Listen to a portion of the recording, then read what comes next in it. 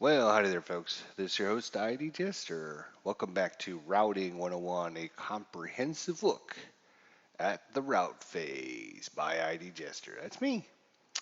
Anyways, in the first couple episodes, we looked at some of the rules associated with the route phase, who can route, who must route, and who may route. Big difference between these two.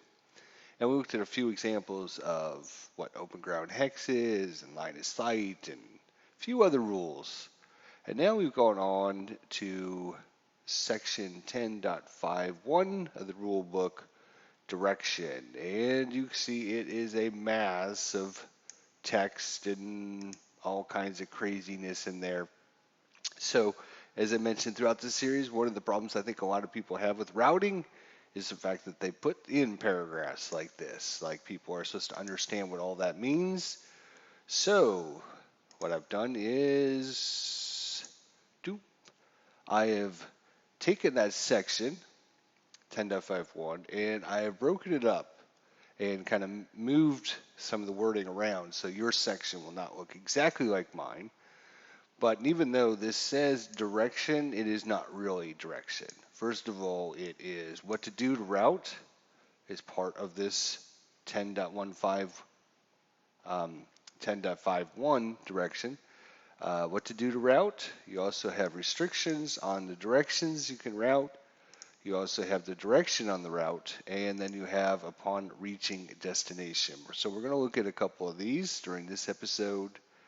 And oh, yes, not only that, but not having a valid destination. So even though this section is direction, it's not just direction. There's a whole bunch of different things in there and the rules that are associated with that.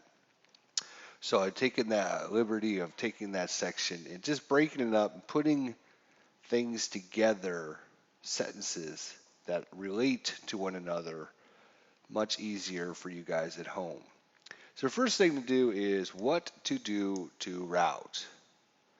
So at the start of the route phase, a routing unit must designate its destination and must attempt to reach it during the route phase.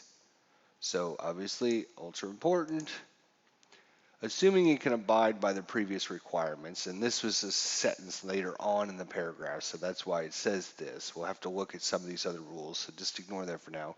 A routing unit must move to the nearest in movement factor calculations at the start of the route, a building or wood hex, even if overstacked, unless the route goes through a known minefield, an FFE, or is not traversable through a blaze, unabridged water obstacle, a cliffside, etc. So unless there's like some really dangerous things between you and the area you're trying to get through, I mean, let's be honest, if you're trying to run away from the enemy and you see a big sign that says minefield ahead, you're probably not going to be running through there, right?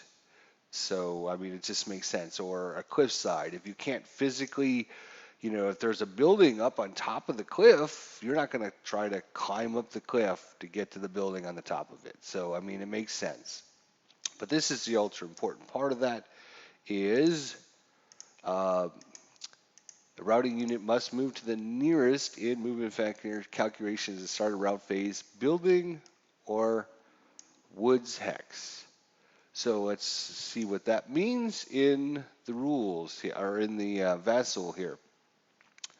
So we are here obviously in the route phase. It's a German player's turn, just like normal. Again, ignore all these counters on the side. We're just looking at the counters in the middle here. German player has units to route because this guy is under a DM counter. He is, let's see, how do I get rid of units on the map? I can just drag it out of the way. He is in a clear hex. So does he have to route? Must he route? Well, let's look at the situation. Do these units see one another is the most important thing. You can see that they actually do not see one another. It is blocked by line of sight. So if we go back to our rule book here, back up to our 10.5 routing section, a broken unit must route if not in melee and in an open hex within the normal range and line of sight of an enemy, known enemy unit that is not in melee.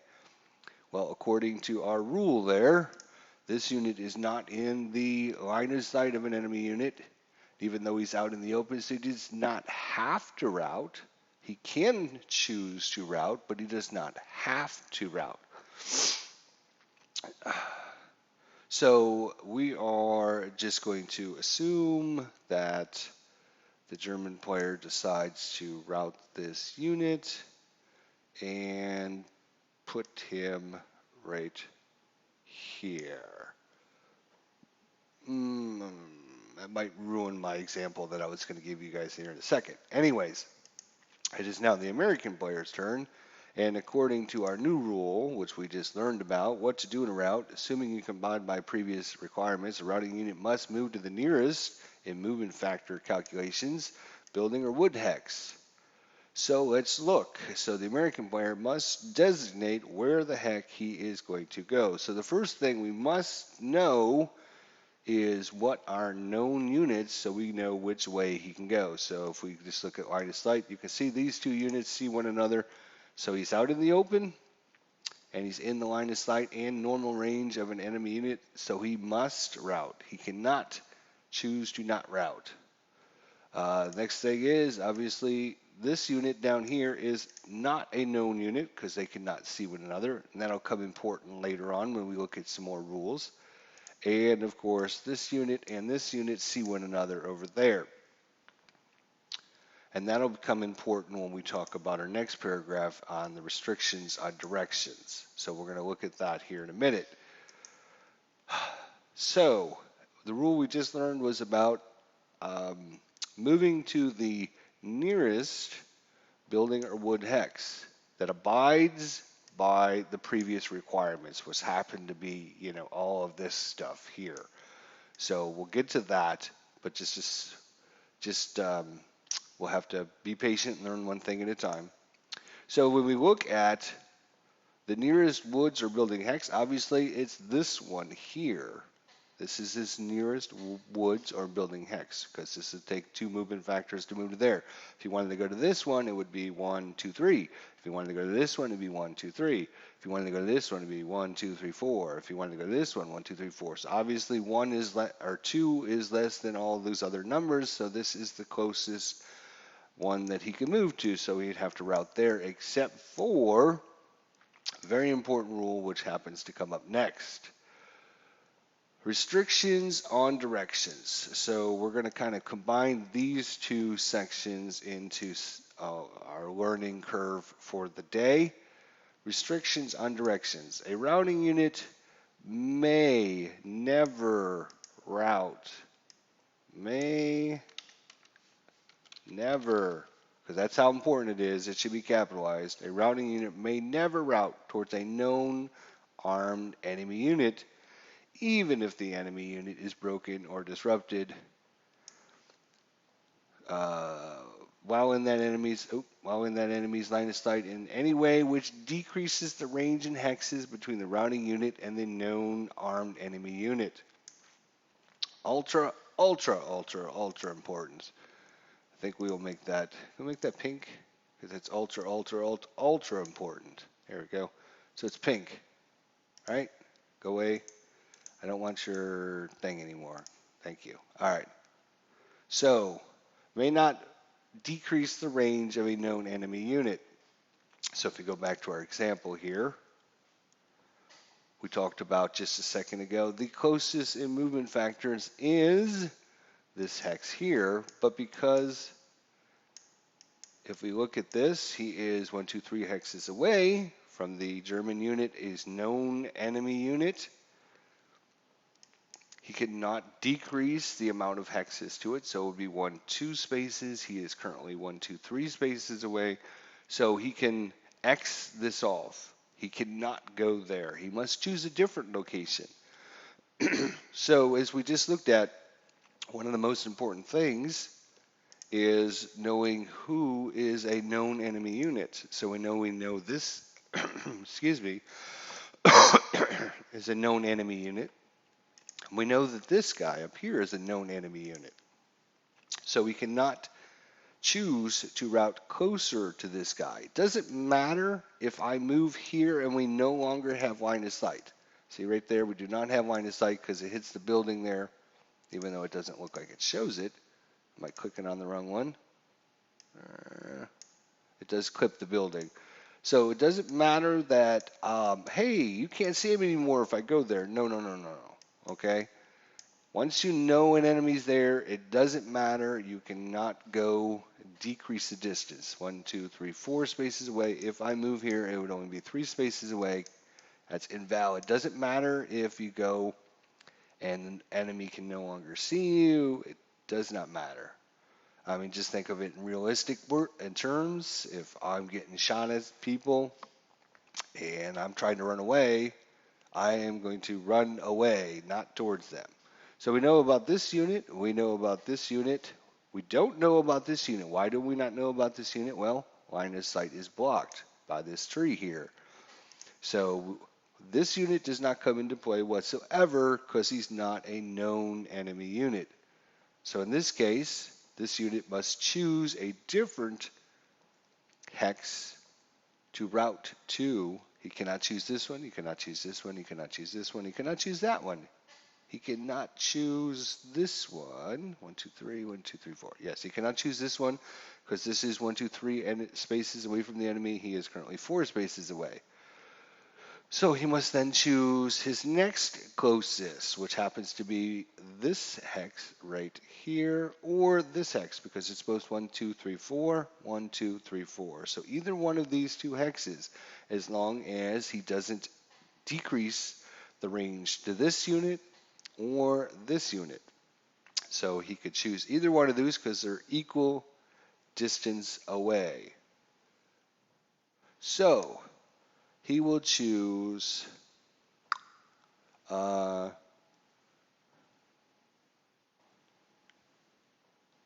2, 3, 4. 1, 2, 3, 4. Yeah, yeah. Okay. So he will choose. Now let's just assume the American player chooses to go to 05 for his route. Let's just assume maybe there's a leader over there, so he wants to get in with the leader or whatever. It doesn't matter. Maybe there's no leader there. For whatever reason, he chooses 05, which he can do because it's not decreasing to any known enemy unit. So he will move to that space. And as soon as he does that, he all of a sudden has another new known enemy unit. We're going to see here in a second that matters.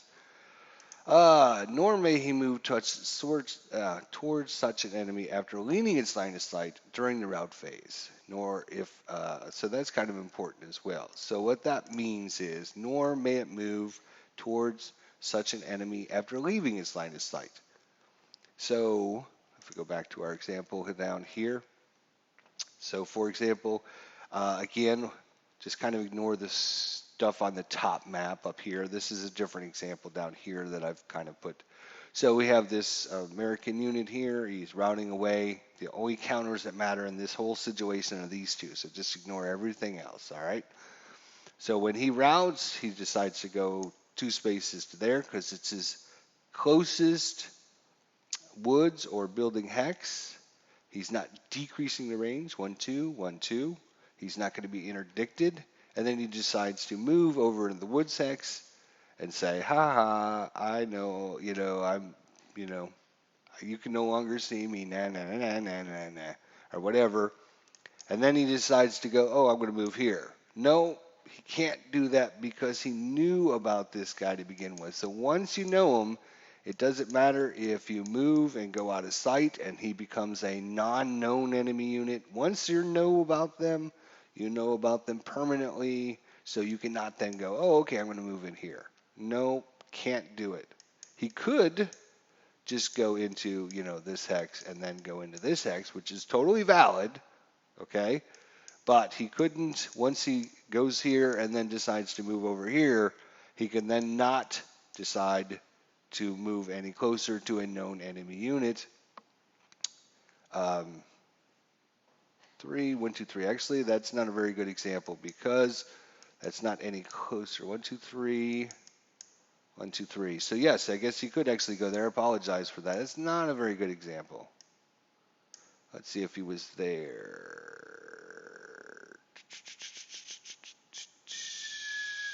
Yeah, that would be a better example. Let's do the same example again here. Again, let's just move all these counters out of the way. Get them out of the way. All right, so it's the American player is now. There we go. That's a better example. Maybe that's what I probably should have had. So the American unit decides to go to the nearest woods and or building hex that's not near to a known enemy unit. Obviously, this is a known enemy unit. He is 2 spaces away. He chooses to go to this space, which is still 2 spaces away, and then he chooses to go to this space. He can then no longer come back to this space because he's moving closer to a known enemy unit, and even though it's out of his line of sight, they can't see one another, blah, blah, blah. Okay? So you can't do that. Once you've moved out, you cannot then, even if you have line of sight to the enemy, you always know about them. I mean, it makes sense. If these guys are shooting at me, I know that they're in this building. I'm not going to move here into the woods and then go, hey, let's move up closer to the enemy that's shooting at me. Nope, not going to happen. Cannot happen. So that's kind of an example of Norman move towards such an enemy unit after leaving its line of sight during the rout phase. All right, so if adjacent to a known armed enemy unit, may it route into another hex adjacent to the same enemy unit. All right, so let's look at that example here. Let's see here. Let's put in this guy there, this guy here. We're just going to move. Yeah, just move all these units out of the way for a second here. So obviously we got a situation here where this guy is broken. Break him, thank you.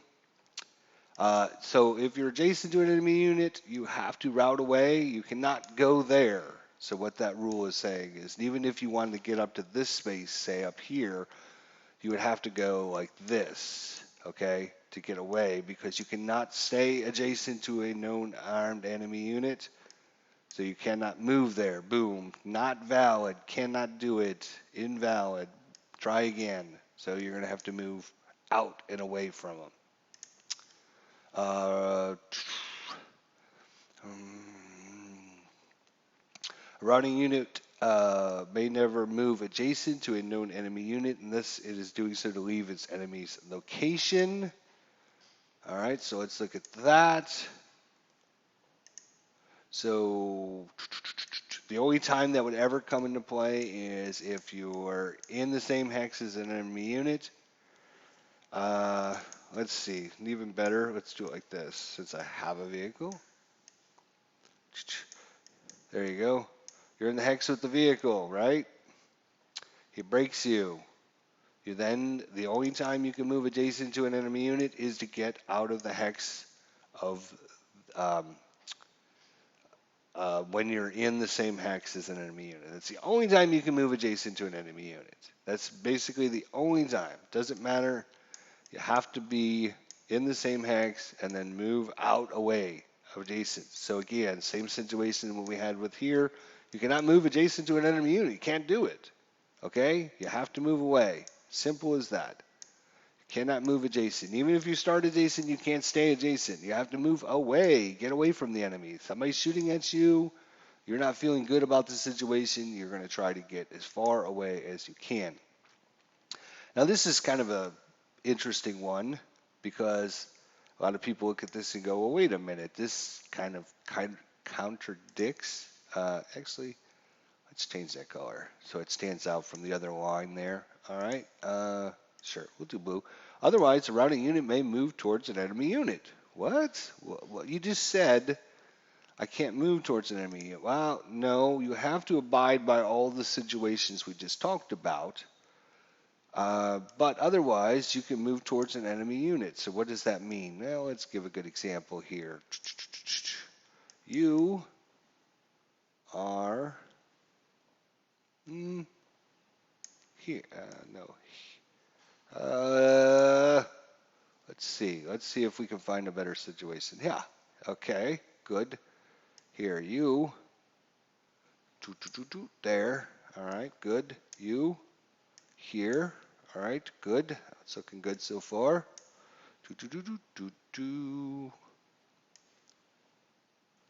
And you squeeze up. There. Yep, there we go. All right, so this American unit again breaks. He's broken. It is the rout phase. The German player routs his units first, obviously. Again, we're only concerned with these units here in the middle. So, the only known enemy unit that the American player knows about because of line of sight is this unit right here. You can see this unit. Boom. He cannot see this unit back here at all. It is not a known enemy unit. So when this guy goes and determines which way he's going to route, he can route to this building, he can route to this building, he can route to this building, he can route to this building. Any one of those buildings are his closest woods and or building. So let's assume he chooses R2 as his route designation.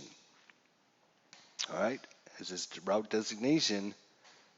Here's the American unit. 1, 2, 3, 4. He's 4 spaces away. He's in the open and in the line of sight and normal range of an enemy unit, so he must route. He's got to route. He doesn't have a choice. He's got to go. Okay? Just like we learned back in the beginning here.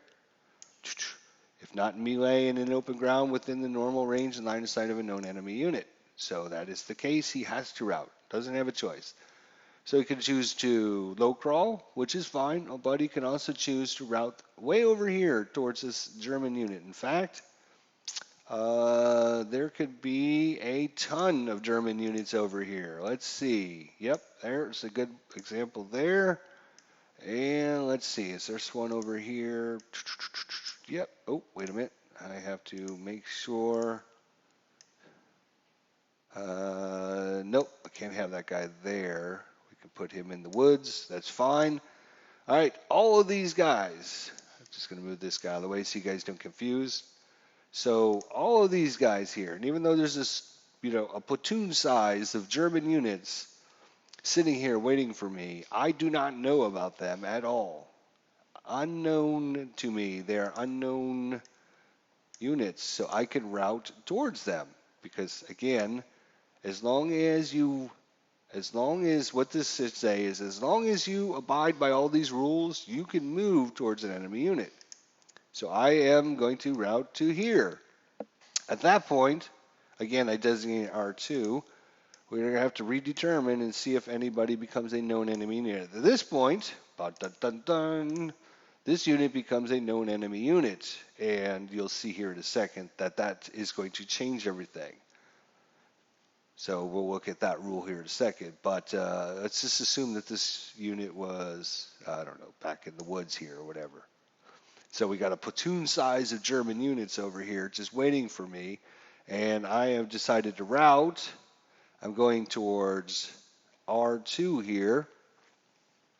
I'm in the open and within the line of sight of a known enemy unit and within its normal range and line of sight. And so I must route. I can go there at this point. Again, all of these units are not known to me, so I am still moving towards them. And then I will go here.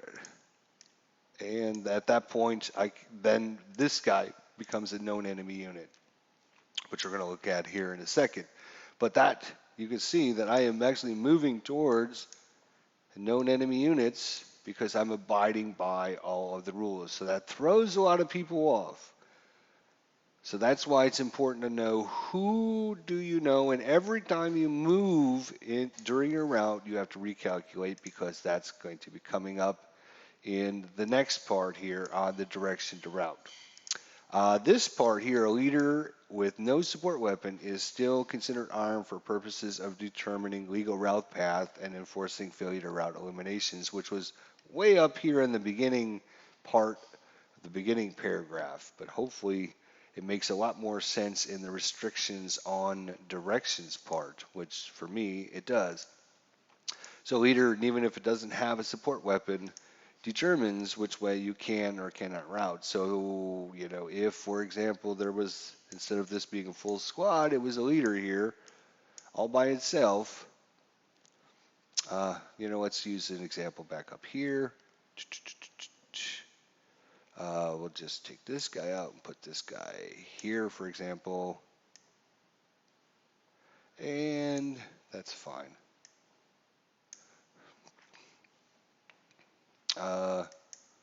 He's got to be out in the open, and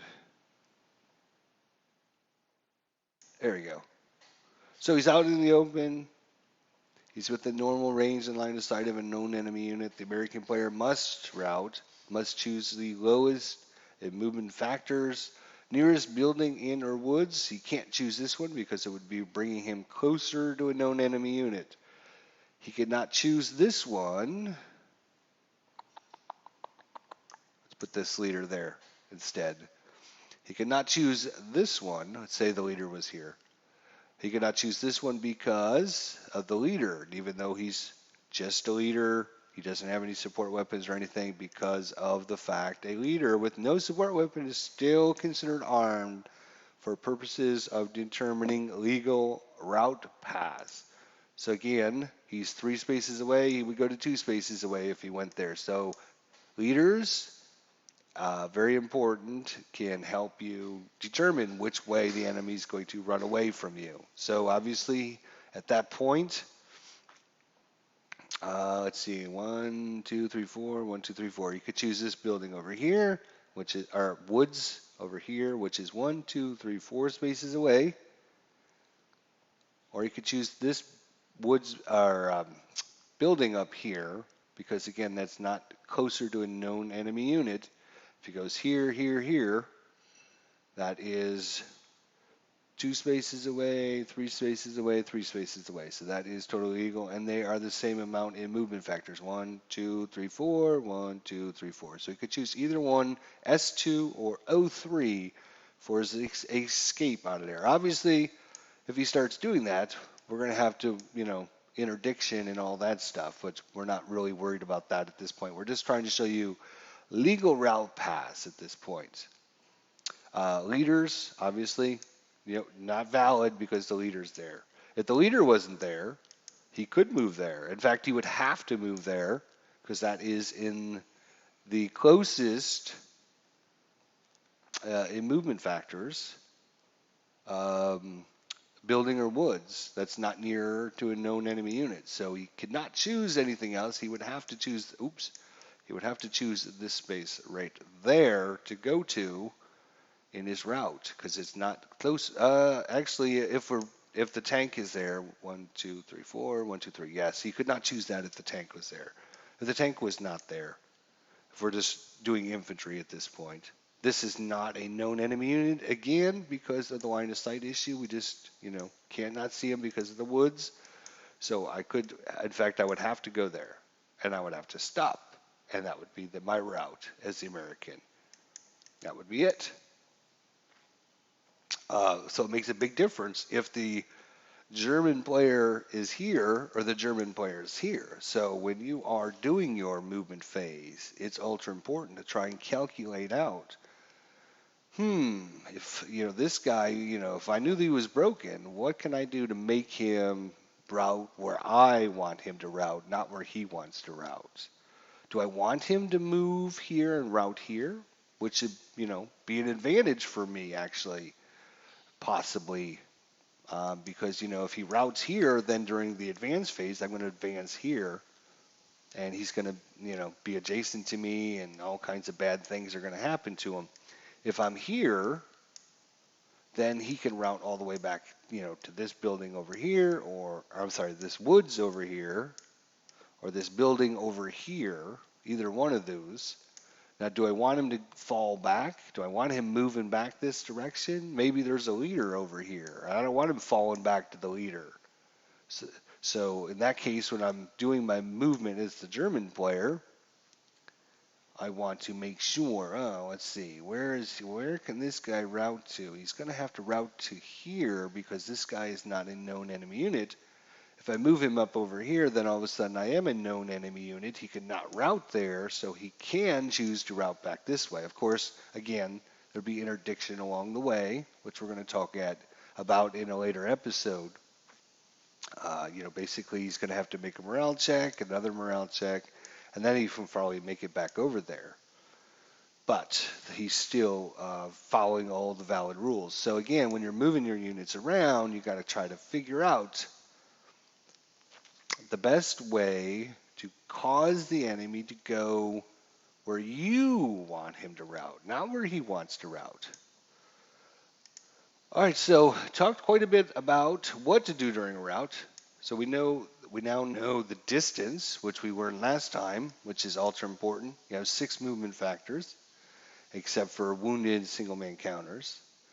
You have 6 movement factors, and now we find out the most important thing is you must attempt to reach the nearest in movement factor calculations building ender wood hexes. I am actually going to make this purple or pink or whatever because pink is kind of the most important things there.